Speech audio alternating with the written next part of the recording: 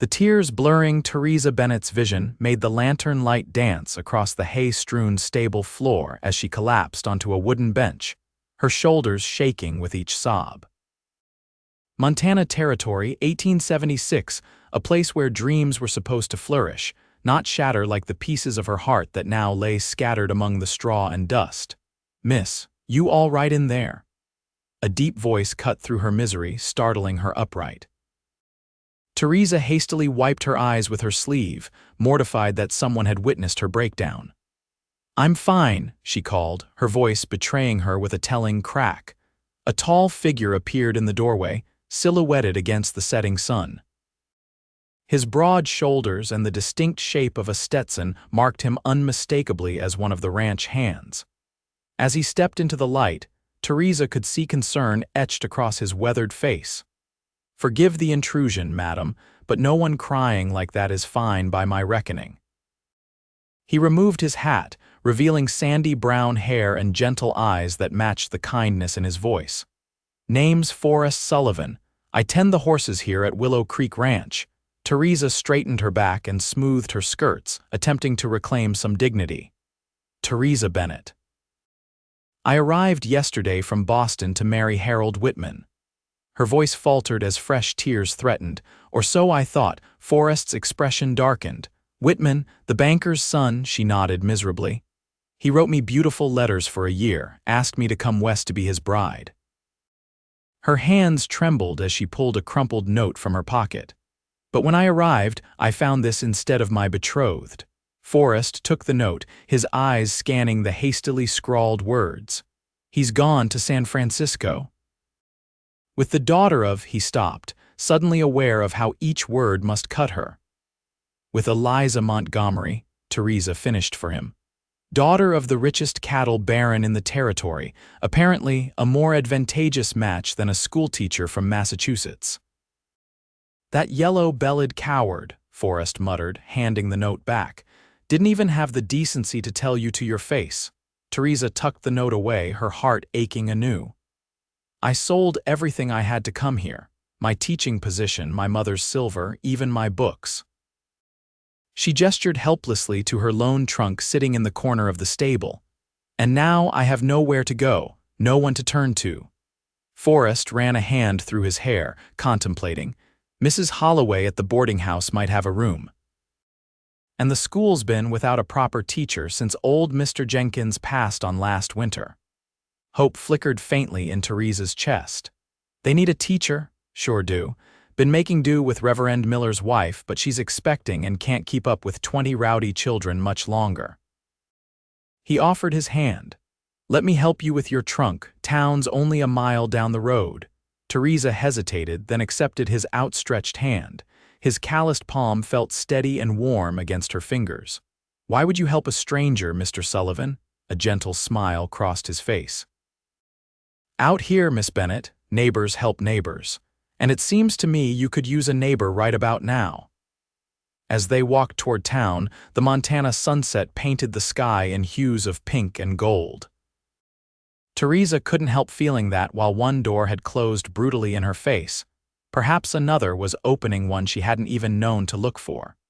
2 weeks later, Theresa stood before her class of 23 students ranging from 6 to 16 years of age. The schoolhouse was little more than a converted barn with rough-hewn benches and tables, but the slate board was new, and the children's eager faces made the humble surroundings glow with possibility. "Today we'll continue our geography lesson with the Western States and Territories," she announced, pointing to the large map she'd pinned to the wall. "Who can tell me where we are?" Small hands shot into the air, and Theresa called on a freckle-faced boy in the front row. "We're in Montana Territory, Miss Bennett." "Very good, Jimmy. And does anyone know when Montana became a territory?" A girl with long braids answered confidently. 1864, Miss Bennett. My pa says we'll be a proper state someday soon." "That's right, Sarah. Your father is quite correct." Theresa smiled, warming to her subject. "The United States is growing and changing just as all of you are. What was once wilderness is becoming." The classroom door swung open, interrupting her lesson. Forrest Sullivan stood in the doorway, hat in hand. "Beg pardon for the interruption, Miss Bennett." 23 pairs of curious eyes swiveled between their teacher and the cowboy. Theresa felt warmth rising in her cheeks. "Mr. Sullivan, is everything all right?" "Yes, madam. Mrs. Holloway asked me to deliver this to you." He held out a small package wrapped in brown paper. "Said it came on the morning stage. Thank you." Their fingers brushed as she accepted the package, sending an unexpected flutter through her chest. She'd seen Forrest almost daily since he'd escorted her to town, checking on her, bringing fresh eggs from the ranch, or simply tipping his hat as he passed the schoolhouse. Each encounter left her more drawn to his quiet strength and gentle manner. "Children, please open your primers to page 15 and begin reading silently," Theresa instructed, then stepped outside with Forrest. In the privacy of the schoolyard, she unwrapped the package. Inside was a letter from her friend Charlotte in Boston, along with a small brooch, a parting gift Theresa had admired but couldn't afford. "Good news?" Forrest asked, "my dear friend wishing me well." Theresa tucked the letter away. "She says Boston seems emptier without me, but she's glad I've found a position here." Forrest shifted his weight, seeming uncharacteristically hesitant. "Speaking of here, there's a social at the church Saturday evening. Music, dancing, pie auction, and such." He twisted his hat in his hands. "Thought you might like to attend, get to know more folks in town." Theresa studied his face. "Are you inviting me to accompany you, Mr. Sullivan?" His eyes met hers, earnest and clear. "Yes, madam, I believe I am." "Then I accept." She smiled, feeling a lightness she hadn't experienced since arriving in Montana. "Though I should warn you, I'm a dreadful dancer." His answering grin was bright enough to rival the midday sun. "That makes two of us, Miss Bennett. Reckon we'll stumble through it together." As Forrest rode back to the ranch, his heart felt lighter than it had in years. He couldn't stop thinking about Theresa, her courage in starting fresh after such betrayal, her kindness with the children, the way her blue eyes sparked when she spoke of books and ideas. At 32, Forrest had long ago resigned himself to bachelorhood. After the war, he drifted west, seeking peace in wide, open spaces and honest work. For 10 years, he'd found contentment in the predictable rhythm of ranch life, until a crying woman in the stable had upended everything. Saturday evening arrived clear and mild. The church was transformed with lanterns and wildflowers, fiddle music spilling through open windows into the spring air. Forrest adjusted his best shirt, nervously smoothing down hair still damp from the basin. He spotted Theresa immediately. She wore a simple blue dress that matched her eyes, her honey-brown hair arranged with a few loose curls framing her face.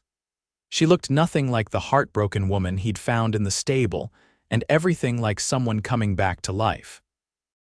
"You look beautiful," he said as he approached, meaning every word. She blushed prettily. "Thank you. You clean up rather well yourself, Mr. Sullivan." "Forrest," he corrected gently. "After all this time, I think we can dispense with formalities, don't you?"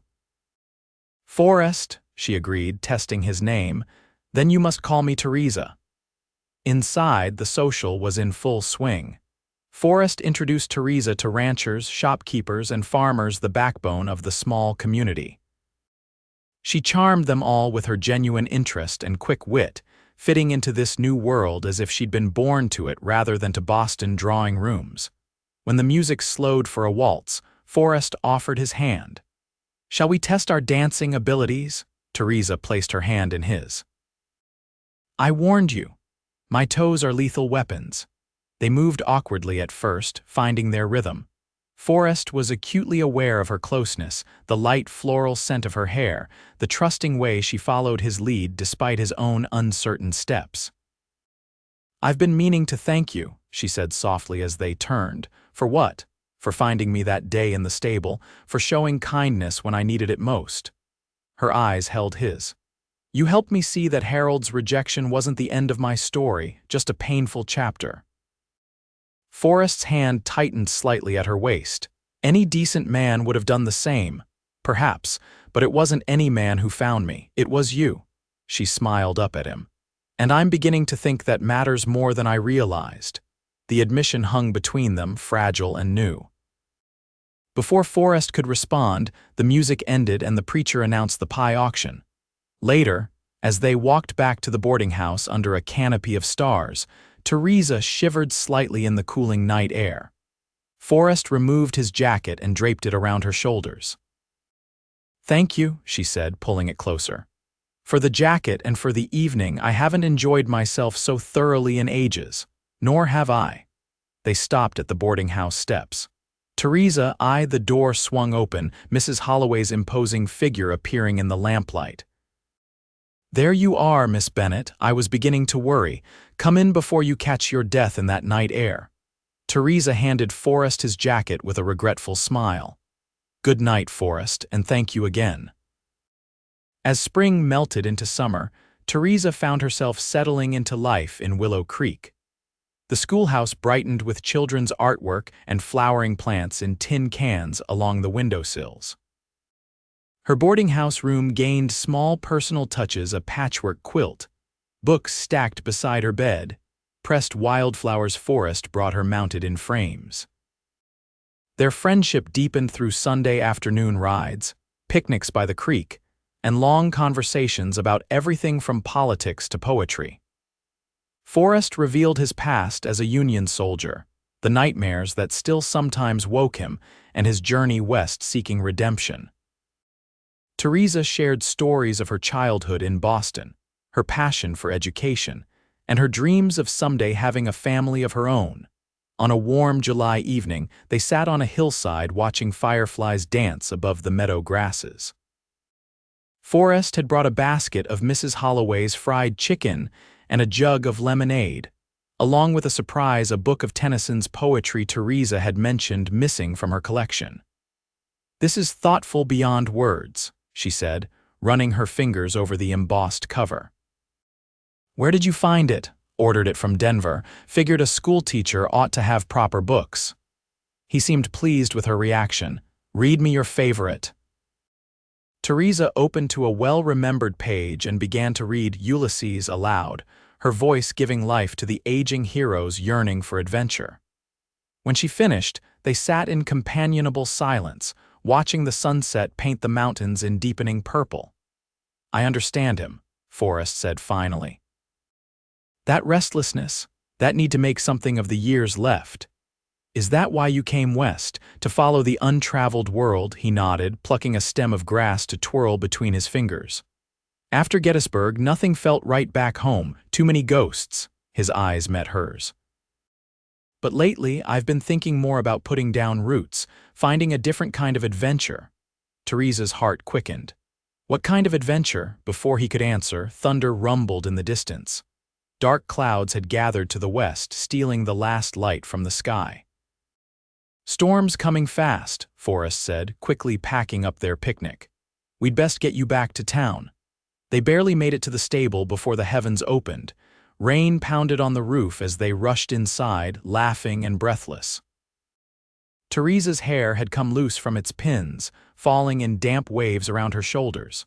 Forrest thought she had never looked more beautiful than in that moment, cheeks flushed, eyes bright with exhilaration. "Seems we've come full circle," she said, glancing around the stable where they'd first met. "Though under happier circumstances this time. Much happier." Forrest stepped closer, drawn by something he couldn't resist.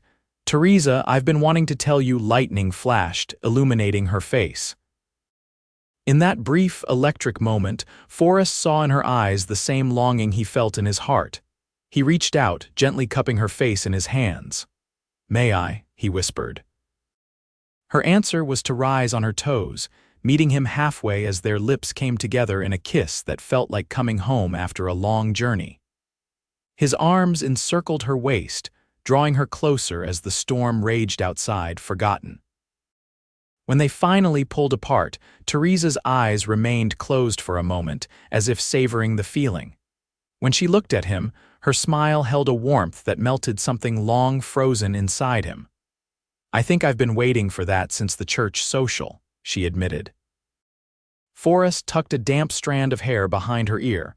I've been wanting to kiss you since I found you crying in this very stable, she laughed, the sound echoing sweetly in the rafters. That would have been forward of you, Mr. Sullivan. I'm a patient man. He took her hands in his. But there's something I can't wait any longer to ask. The seriousness in his tone sobered her. What is it? I know it hasn't been long and maybe I'm rushing things, but when I'm with you, everything makes sense in a way it never has before. He took a deep breath. I love you, Theresa Bennett. I think I've loved you since that first day. Would you consider becoming my wife? Theresa's eyes widened, joy and uncertainty warring in her expression. Forrest, she hesitated. Are you certain? After Harold, I promised myself I wouldn't rush into another engagement. I understand. He squeezed her hands gently. And I respect that. Take all the time you need, I'll be here. She studied his face, seeming to search for something. Whatever she saw there must have reassured her because she smiled and placed a hand on his cheek. I do love you, Forrest Sullivan. And I don't need more time to know that. Yes, I will marry you. The rain continued through the night, a steady cleansing downpour that washed the world clean. By morning, the storm had passed, leaving behind puddles that reflected a brilliant blue sky. News of their engagement spread quickly through the small community. Mrs. Holloway insisted on hosting a celebration dinner, while the women of the church began planning a proper wedding for late August. Before the school term began, not everyone received the news with joy. Harold Whitman's father, the banker, made his disapproval known with cutting remarks about Eastern women of questionable virtue, who couldn't secure a proper husband. The rumors might have gained traction if not for the united front of townspeople who had come to respect their schoolteacher.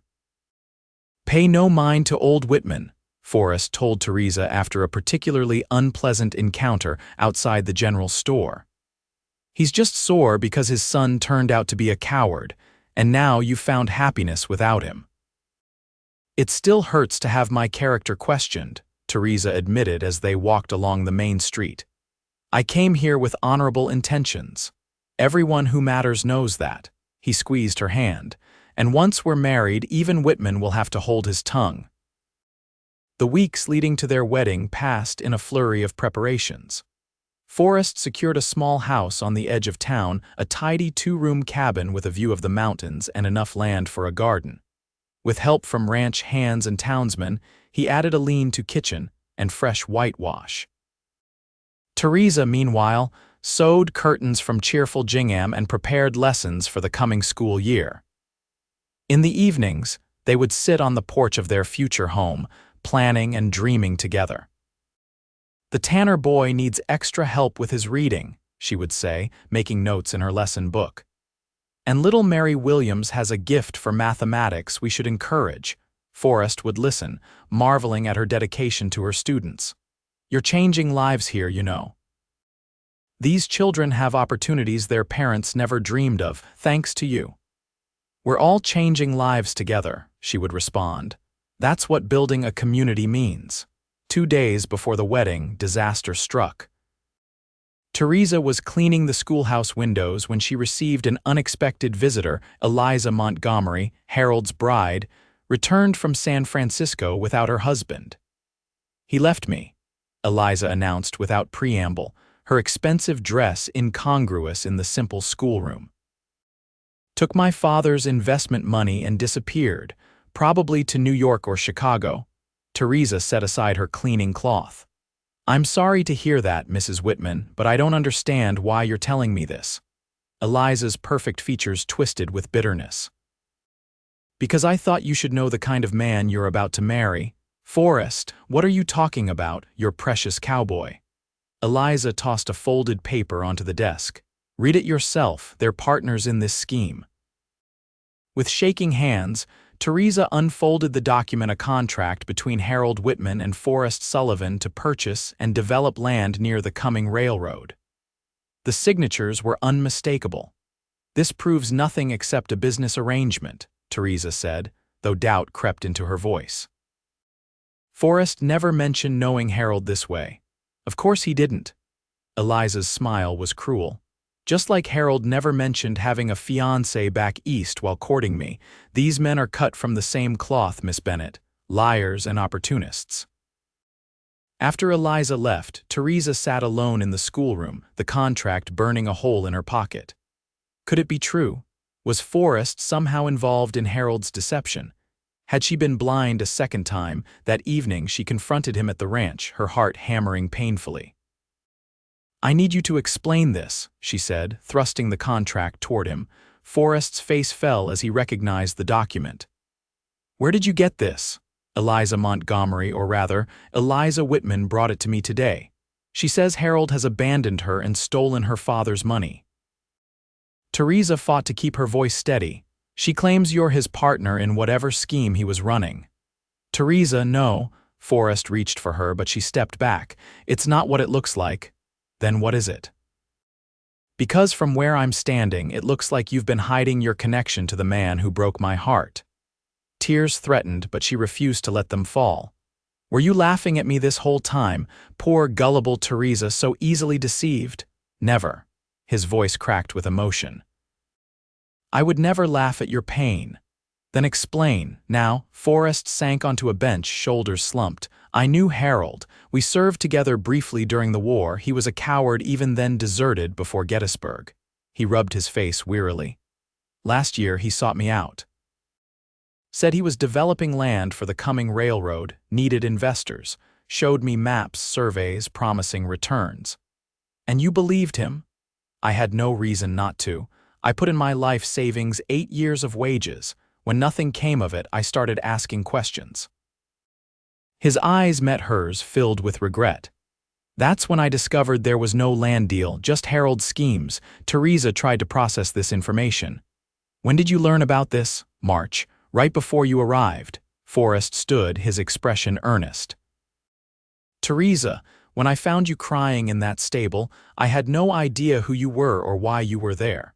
It wasn't until you mentioned Harold's name that I realized the connection." "Why didn't you tell me afterward?" "At first, I didn't want to add to your pain with my own grievance against him." He stepped closer, cautiously.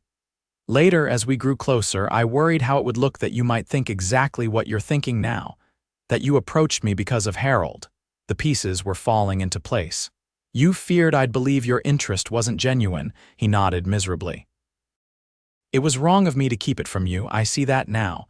But Theresa, everything between us, every moment, every word, every feeling that's been real." His voice broke. "I love you. That's the God's honest truth." Theresa wanted desperately to believe him, but doubt, once planted, grew roots quickly. "I need time to think," she said finally. "Please don't come to the boarding house." "The wedding? I don't know about the wedding." The words hurt to say, but she couldn't see past her confusion. "I just need time." She fled back to town, tears blinding her until she stumbled into the stable where it had all begun. Collapsing onto the same bench where Forrest had first found her, Theresa let the sobs come, wondering how happiness could slip through her fingers so easily. Hours passed. Night fell. Theresa remained in the stable, unable to face returning to the boarding house where eager questions about wedding preparations awaited. Her mind kept circling the same questions. Was Forrest telling the truth? Had he really fallen in love with her by chance, or was there some deeper motive? "Thought I might find you here." The voice startled her. Not Forrest, but Mrs. Holloway, standing in the stable doorway with a lantern and a determined expression. "How did you know where I was?" Theresa asked, wiping her eyes. "Town this size, people notice things." "Jenny at the Mercantile saw you running this way, looking upset." The older woman settled beside her on the bench.